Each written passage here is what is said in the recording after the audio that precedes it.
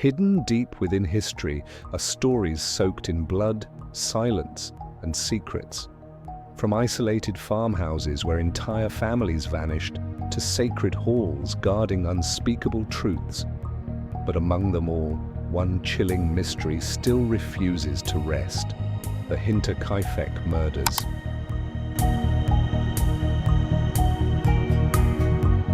In the autumn of 1888, the narrow, gaslit streets of London's Whitechapel district became the stage for one of history's most enduring mysteries. A series of brutal killings would leave the city gripped with fear and give rise to the legend of a figure known only as Jack the Ripper.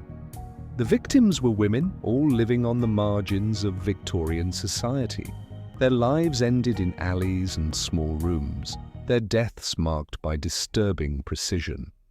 The first case, Mary Ann Nichols, was discovered in late August. Within weeks, Annie Chapman, Elizabeth Stride, Catherine Eddowes, and Mary Jane Kelly would meet the same fate.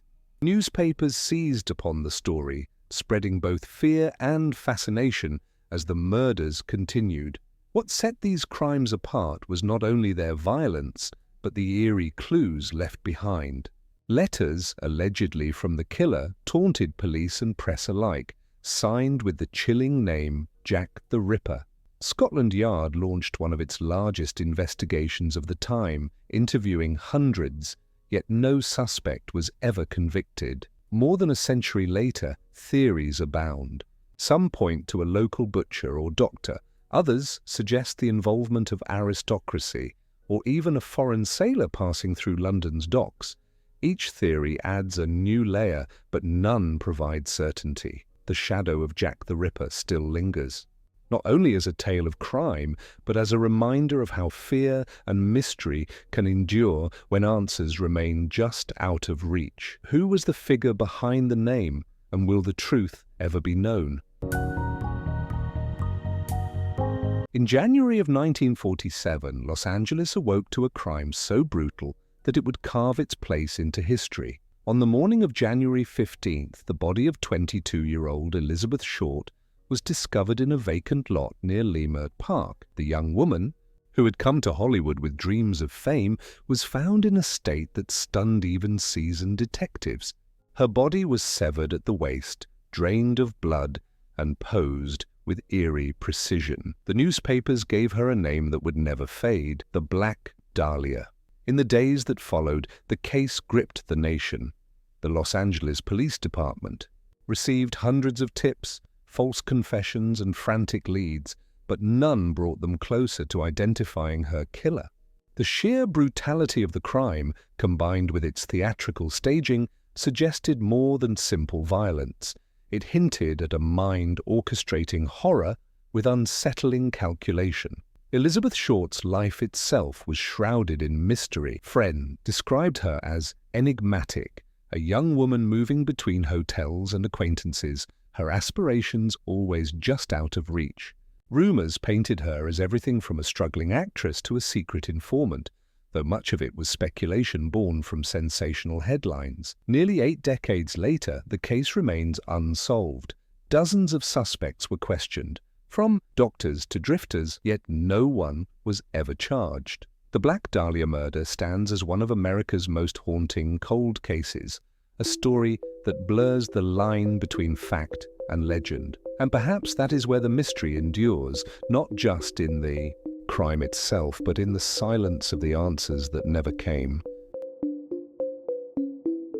On a quiet December night in 1968, a young couple was brutally murdered on the outskirts of Vallejo, California. It seemed like an isolated tragedy until similar killings began to unfold across Northern California. The man responsible would soon become known as the Zodiac Killer, one of the most infamous and elusive figures in American criminal history. The Zodiac taunted police and the public with cryptic letters sent to newspapers.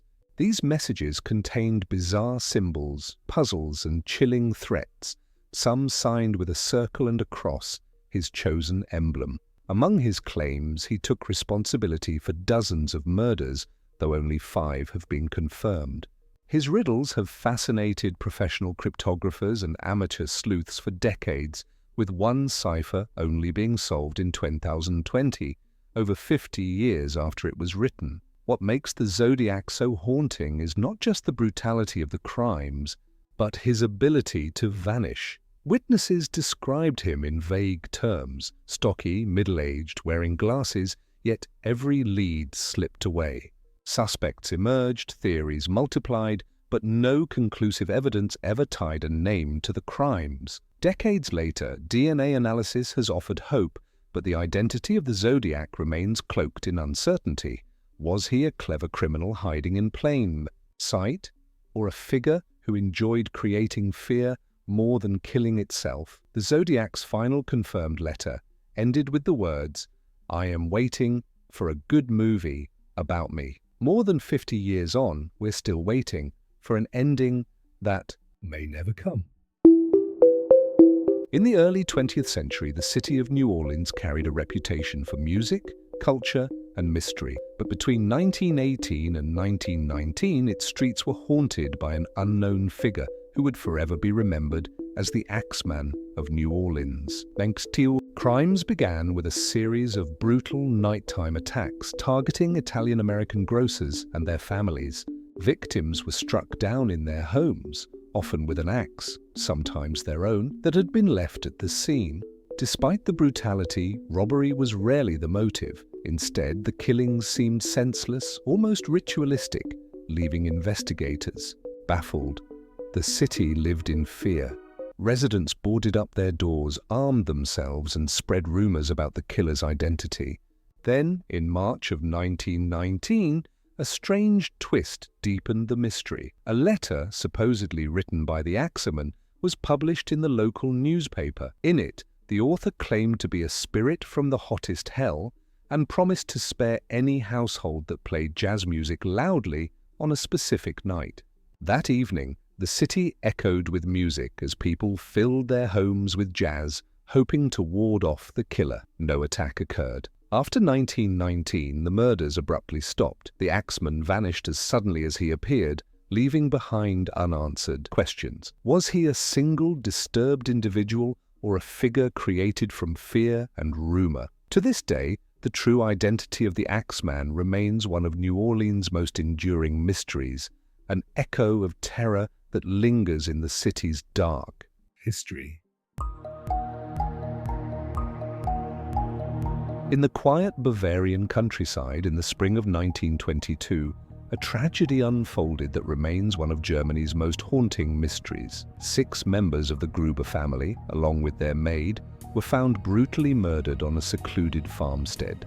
Known as Hinterkaifeck, the crime scene told a chilling story. Days before the murders, the family reported hearing strange noises in the attic, as if someone were moving quietly above them.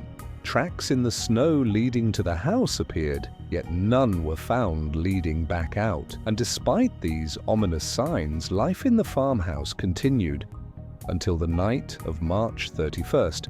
One by one, the family was lured into the barn and killed with a mattock, a farming tool found later at the scene.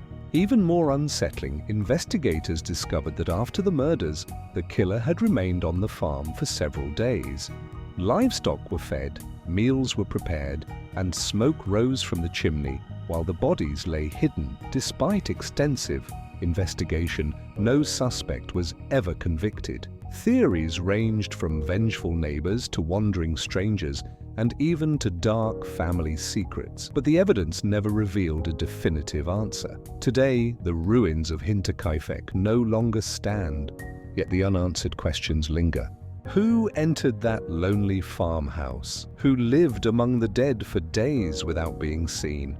And why did the truth vanish, buried with the victims in silence? The Hinterkaifeck murders remain not just a crime, but an enduring shadow on history, an unsolved mystery where the quiet of the fields still seems to whisper of what happened that night.